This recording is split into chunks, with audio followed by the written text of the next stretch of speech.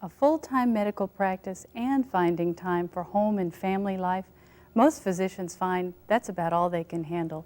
But today on Austin Faith Dialogue, we'll talk to two physicians here in the area who find time for volunteer medical projects. Stay with us for Austin Faith Dialogue. Austin Faith Dialogue, at the crossroads of religion and life. A series highlighting the cultural and social interactions between the worshiping and religious communities in and around the capital city. Austin Faith Dialogue is brought to you by the Austin Metropolitan Ministries in cooperation with KXAN. Join us now in Austin Faith Dialogue.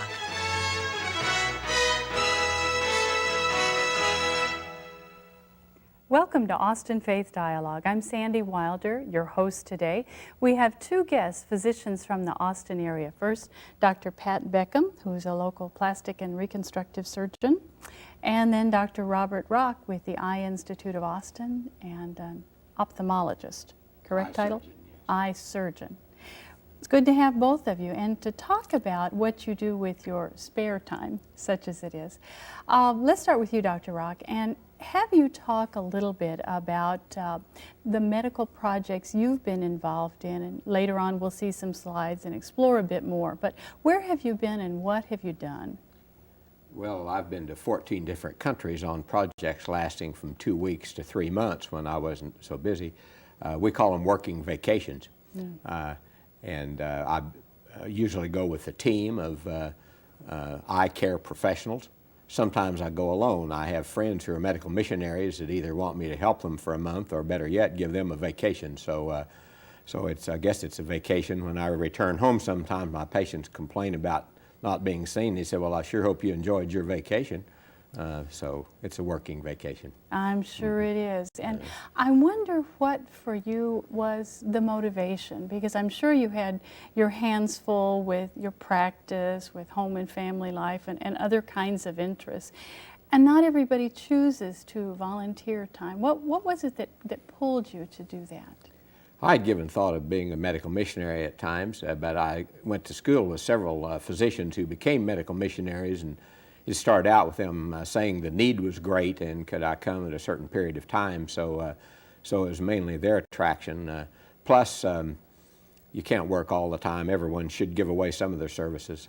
You just can't stay here all the time. So I jokingly say I work for Kodak and Pan Am some. Make the money to go. We sponsor ourselves. Both Pat and I will fund our own projects. So it's your time and your investment too. And your work is, your professional work is different, plastic and reconstructive surgery, but I wonder if the motivations for the mission work that you do are the same as your colleagues here. What was it for you? Well, it's very much the same. It's an outgrowth of my faith and my belief that we have been given gifts and we should share those with particularly the unfortunate people, and especially those in nearby countries where we're able to travel and take a team of people who can address the unique problem of the cleft lip and palate. So the Plastic Surgeons of Austin have organized a team called Austin Smiles, and we've finished 10 years of work and have been mostly into the Latin American countries, Mexico and El Salvador in particular. It's not a religious group per se. There's nothing in its foundation about that. It's strictly humanitarian. But many of us that go for our own faith reasons, and that's my main motivation. Part of your calling That's right. as a committed person. Now, you, I believe, had some volunteer experience even during your medical training, right? Yes, I had the opportunity to go to South Korea while I was a medical student as a summer missionary, and I couldn't help them much, but I learned a whole lot. And I grew up in a church that was evangelistic, and we were always concerned about what was going on around the world, and that was a great opportunity to visit the mission field for 3 months. And then I had another opportunity later to go to the Dominican Republic and work for a month. And my wife and I both were able to go there later. So I've found opportunities to go and work in missionary settings when possible, but other kinds of settings as well. A good training for continuing service, I think, having had the opportunity still as a student. And almost like an internship in a profession. Hmm? That's quite true, and of course everyone said this will change your life, and it did change it in many ways, and I'm sure that that kind of experience is one of the reasons that I've been able to keep an interest and pursue going to other countries and pitch in and help some. Mm-hmm. We do what we can. That's right. I think the slides you brought, Dr. Rock, are sort of illustrative of the kinds of things that people might find on medical mission trips. Now, they're from your travels in particular, but we can also look at them in a generic way. So we've got 9 slides, I believe, today that we can look at. And if the crew will put up the first one, I'd like for you to describe what we're seeing and what the significance of this has been to your journey as a medical volunteer. I became inspired by seeing a movie about this man, Albert Schweitzer, a Nobel Prize winner, at his hospital in Lambaréné, Gabon. One of my first projects when I was just out of my residency, and he's sitting at his table here writing on one of his many theological books in this shot here. His cat is usually on the desk. Okay, Albert Schweitzer inspired, I'm sure, generations of medical professionals to give of themselves. And next, let's see what we've got. This is the hospital leading down to his medical area, the other shot taken upstairs. So that's just a busy street scene at the hospital with many patients waiting to be seen. This is in the country of the Gabon in West Equatorial Africa. What was it, before we go on to the next one, what was it particularly about Dr. Schweitzer that pulled at you? His unselfish dedication. He had 3 doctorate degrees, and then he said he had lived long enough for himself, and he said that we needed to give back something of what Pat mentioned a minute ago. So he was a great humanitarian, and so I think it was unselfish, leaving his professional career and devoting it for over 50 years in very unpleasant circumstances. So he's inspired many people. He's been called the greatest man of the 20th century, rightly so or wrongly so, but he's very noble and very self-effacing. Now, my impression of medical training is that it's very intense, very long, and very demanding. But during medical training, do prospective physicians talk about Dr. Schweitzer's example? Is there mention made of the notion that one becomes a professional healer, if you will, not just to make money, but to serve? Well, I think that tradition is still alive. It may be a little harder to find than it used to be, because the whole socioeconomic picture of medicine is undergoing a lot of change. But certainly at the time that I trained and Bob trained, I think there was a very good majority of the student body that would be classified as altruistic and humanitarian as their primary motive. And hopefully that tradition will stay alive. Mm-hmm. You talked about trends. What do you see as some of the trends getting in the way of that altruism? Well, I think that the marketing aspect of today's medicine has changed that a little bit. It's changing it from outside of the core of doctors, but it begins to have some influence that the doctors react to in different ways, and I think that after you go another generation or two, it would be perhaps quite different. And I almost see you looking uncomfortable at that notion of the changes in the field. Well, I'm sure that Bob and I both feel like that the truest medicine that we practice is overseas, when there's no fee involved. We're doing this as a volunteer project, and as Bob said, we're not only leaving our practice for a week or two, but we're paying our way so that we can go. In our project, we do look to the city for fundraising to help with our nurses and some of our supplies and expenses.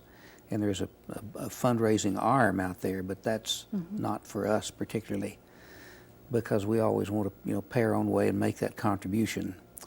But we get across the border And it is a wonderful, refreshing experience to be able to give something freely and just have people say thank you, and we don't have to worry about really being paid for it.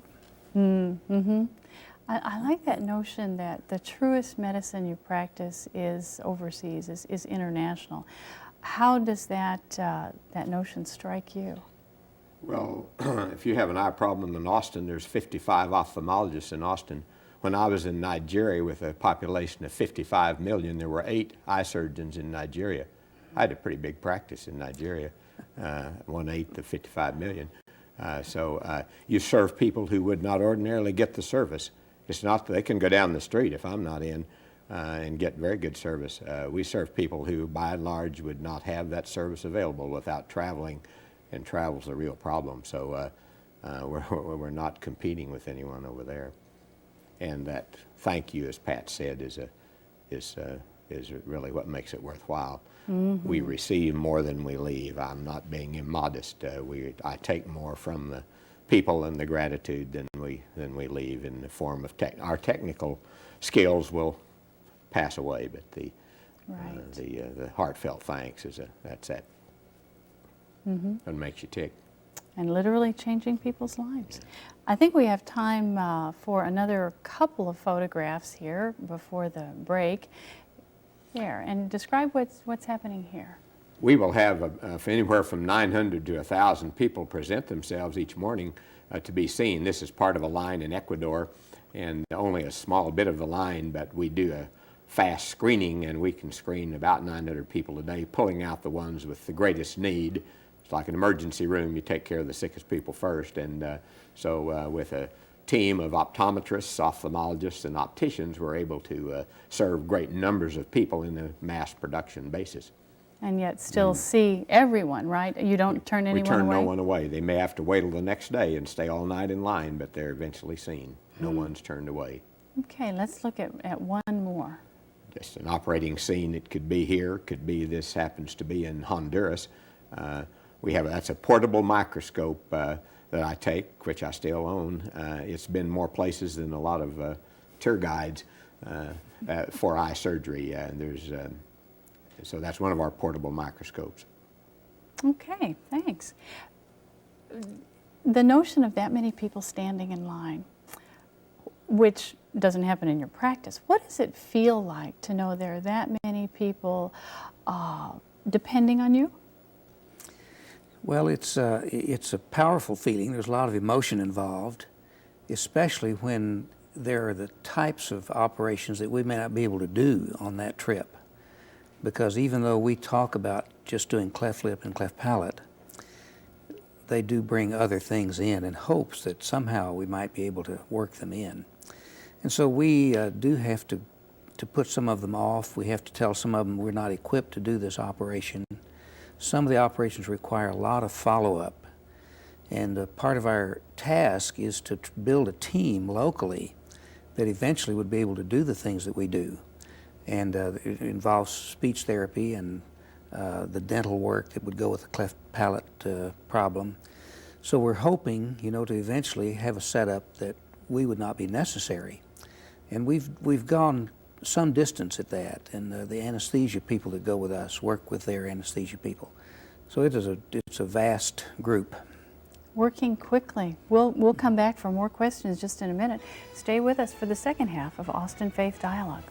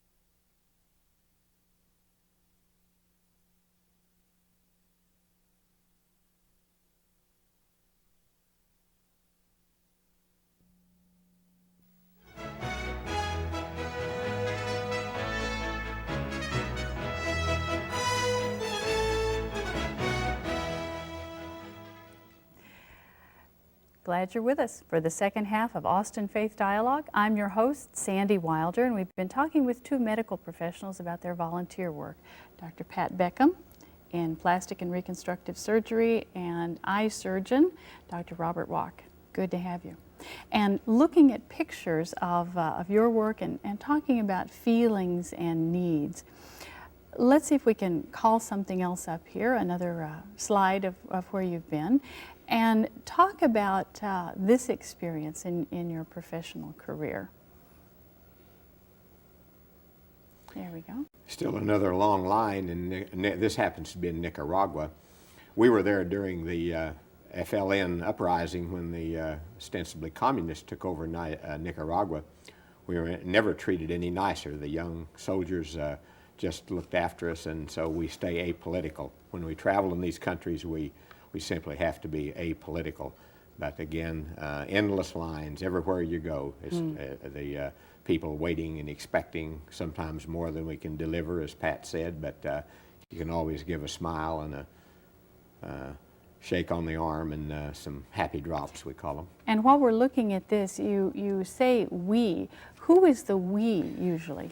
One of the societies called the Christian Medical Society, which has teams, projects that go for 2 weeks at a time, taking approximately 70 or 80 people. The spectrum of eye surgeons, optometrists to test for glasses, opticians to fit the glasses, and other people. Takes a lot of backup, takes a lot of eager high school students and college kids that volunteer their time as well, and they're just as important as we are. We're not the team is invaluable. Okay, thank you. And let's see what we've got next. In the lobby of the missionary hospital in Korea, this happens to be a leprosy reconstructive hospital that could use Pat. The head of the operating room is a cured leprosy patient who runs the operating room, and he is the model. He is the model for the painting of the man on the ground. It's the parable of the 10 leprosy patients who were healed and only one returned, and Jesus said, where are the 9? And that's a large plaque in the Wilson Rehabilitation Center in Korea. People sit and watch it as they wait. Okay, thank you. That brings up a question for me, Dr. Beckham. You've talked about participating in medical missions out of your faith background, although Austin Smiles itself is not denominationally related. What happens when you all go into another country? What's the relationship between your team and the churches, the faith communities in the area where you are? Are you welcomed? Are you seen as, oh, it's more North Americans showing up to do their thing and then leave? What happens to you all? We've had a lot of assistance from every facet of the society there. We've had church groups that have just volunteered because it's a project that they want to support for their people. We've had a Rotary Club that's been very helpful in places. They would chauffeur us around, be sure that we had whatever we needed at the hospital if we couldn't get out to go get it. And this is in addition to the standard people who would be affiliated with the hospital or the healthcare system. So I've pointed out many times that the teamwork over there is just as elaborate and just as admirable as what I think our team brings, because we really do work together. So although we don't have any organic connection to a religious group, they have, as volunteers, been on the scene in different places to pitch in and help out with working on their end of the deal. Acting out your faith commitment with them. And has that been your experience also, Dr. Rock? Yes, working with existing missionaries who serve as excellent translators. I can say open your eye and look down in about 9 languages, but that's where it stops usually. But the missionaries or the translators, I've never been in any position where I was asked to keep silent. We have far more opportunity to demonstrate our faith perhaps than we have time to, and then sometimes missionaries are giving tracts out to the crowd and using biblical things to test the vision, and there's that subtle. I've never been limited, even in a Muslim country or in they're so glad to have us that they simply have never told us what to say and not to say. A real sense perhaps of healing not being just healing of the body, but opportunity for healing in other ways too. Well, I was just going to add that one of the ways that you can witness is first becoming friends with people and developing a relationship that way. And of course, that's what you're doing here. You're having plenty of opportunities with the other medical personnel to build bridges and build networks and respect for each other. And then sometimes there's an opportunity to go beyond that and express your faith. What difference has participating in these teams made in your personal faith lives, say in the dynamics of your families? What's happened in your lives as a result of this volunteer work? I have 5 daughters, and when I was in Nigeria, one of the chiefs told me that I could get 15 goats per daughter when they married. I didn't get that from any of the grooms, but at times 4 of my daughters have attended as gophers, workers on the projects. We were never any closer than when you're working hard together. And my kids might not mow the lawn, but they'll pitch in and work till midnight on a project, sorting glasses or something. So we were never any closer, and it carries over as we come home, and it's been a uniting influence and really a heady cooperation, and they'll work harder over there than they do at home.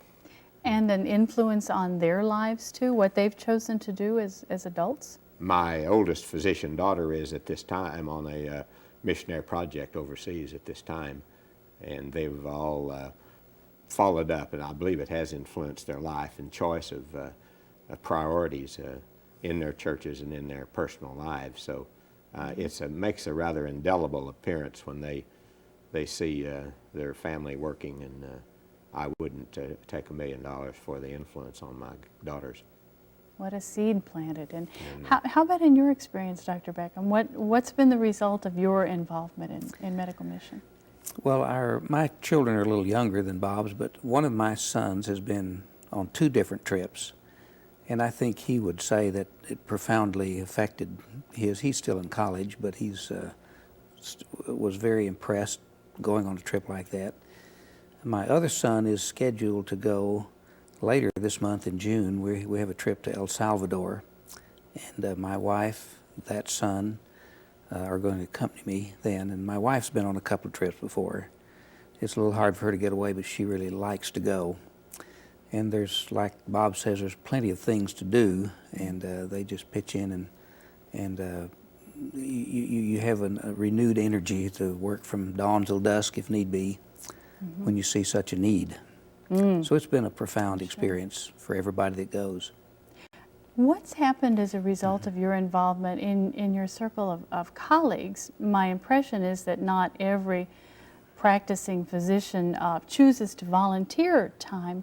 What have your colleagues had to say? How have they reacted to you?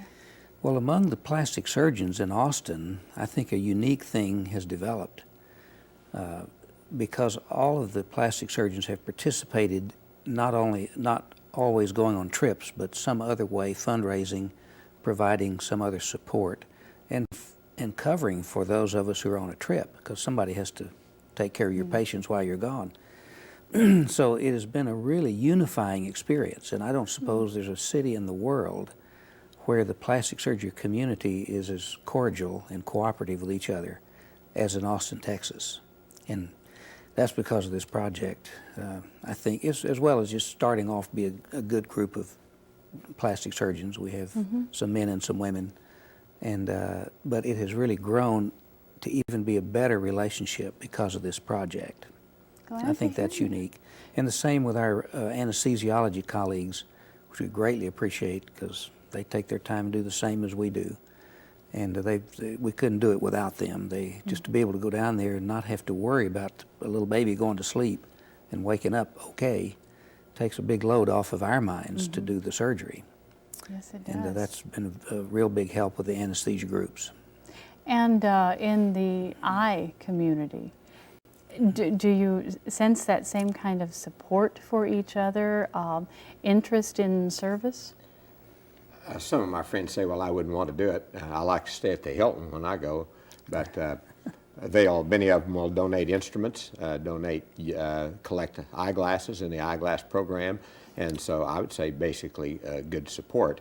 And some of the more adventurous souls, if they're not too fussy and don't have to have things just right. Several of the other ophthalmologists in Austin have attended. It's a little intimidating to put a project together, but if you have a canned project and say, you come at this time and we'll show you what to do, then they'll pitch in and work. So I would say support, and I suppose I don't hear the criticism if there's any. Speaking of criticism, there might be some from people who would say, so why are you going so many thousands of miles from home? Right across the street, right in the next neighborhood, there are tremendous medical needs. And both are true. How do you respond to critics?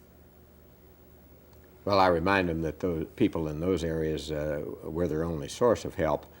But in this community, I believe we have an adequate infrastructure. Show me a child that needs a muscle operation, or a person uncovered who needs a cataract operation, and I can get it done in Austin, Texas, with the resources we have. And I can't get them a pair of Porsche sunglasses, maybe, but we can take care of their immediate needs, and it's not one or the other. We can arrange both. We can do mission in both places. And we should give away some of our services. I make no apology for that. And for you as a surgeon and as a person of faith, how do you respond to critics of international work? Well, this project really grew out of the cleft palate team idea that we had started in Austin. And we did, anybody, everybody, charity cases, anything. And so we just expanded that. We still do that. There's nobody anywhere in the 10 counties that we service that we know of that's been unable to get in and get repaired their lip or palate. So we've done that since before we started the project. So this is an extension of that same kind of idea. Maybe the notion that service is where you find it and where you create opportunities. Thank you both for coming and talking about the work you do and sparking the rest of us, I hope, to be involved. We're glad the rest of you are here on Austin Faith Dialogue, and we hope that there's interest now on your part, and you're participating somehow in sharing your gifts like Dr. Rock and Dr. Beckham do. Thank you for joining us, and we'll see you next week on Austin Faith Dialogue.